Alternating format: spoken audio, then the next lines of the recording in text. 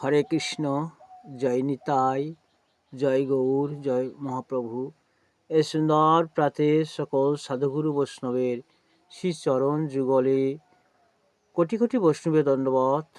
হরে কৃষ্ণ।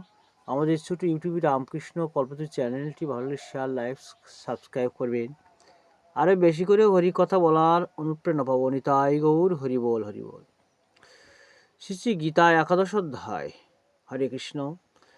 তস্মাৎ প্রণম্য প্রণিধায় কায়ং প্রসদায় তামাহমিষমিদম পৃথিবী পুত্রস্য সখেব সক্ষু প্রিয় প্রিয়ার শশী দেব সরু।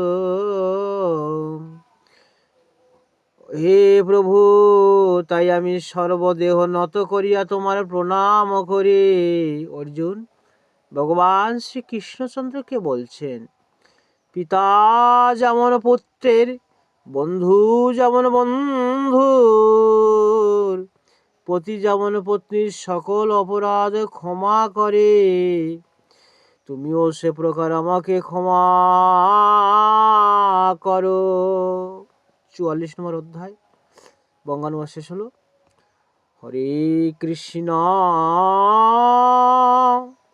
অদৃষ্ট পূর্বং হৃষিতমতস্মি দৃষ্টা ভয়েন চ প্রবথিতং মনমে তদেব মে দর্শয় দেবরূপং প্রসীদ দেবেশ জগন্নিবাস। তোমার অদৃষ্ট পূর্বরূপ তো কখনো দেখি নাই। তোমার ওই রূপ দেখিয়াই আমার মন ভয়ভীত হইতেছে। বিশ্বরূপ, তাই প্রার্থনা করি তোমার সেই অপূর্ব রূপ আমাকে দেখাও। হে দেবতা, হে জগতের আশ্রয়, তুমি প্রসন্ন হও।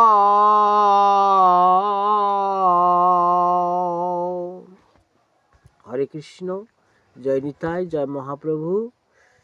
হরে কৃষ্ণ। হরে কৃষ্ণ। গীতা মাহাত্ম্য।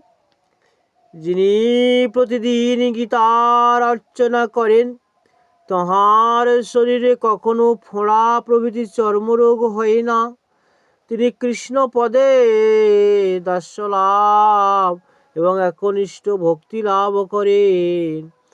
বিস্ফোটকাদায় দেহেন বাধন্তে কদাচন লভেদ কৃষ্ণ পদে দাস্যং ভক্তিং চা ব্যভিচারিণী। জায়তে সততং সখ্যং সর্বজীবগণৈ সহ প্রারব্ধং ভুঞ্জতে বাপি গীতাভ্যাসরত সচ্ছচাম। যিনি শত গীতা পাঠ করেন, তিনি প্রারব্ধ ভোগ করিতে থাকিলেও সর্বজীবগণের সহিত তাঁহার সখ্য ভাব হয়। যিনি গীতা পাঠ করেন, তিনি মুক্ত এবং সুখী হন, এবং সকল প্রকার মহাপাপ করিয়া থাকিলেও পদ্মপত্রগত জল যেমন পদ্মে লাগে না, তাহাকে সেরূপ পাপ স্পর্শ করিতে পারে না। মহাপাপাতি পাপানি গীতাধৈ করতি চেৎ না কিঞ্চিৎ স্পর্শতে তস্য নলিনদলমন্তসা। হরে কৃষ্ণ। জয় নিতাই, জয় গৌর, হরি বল, হরি বল।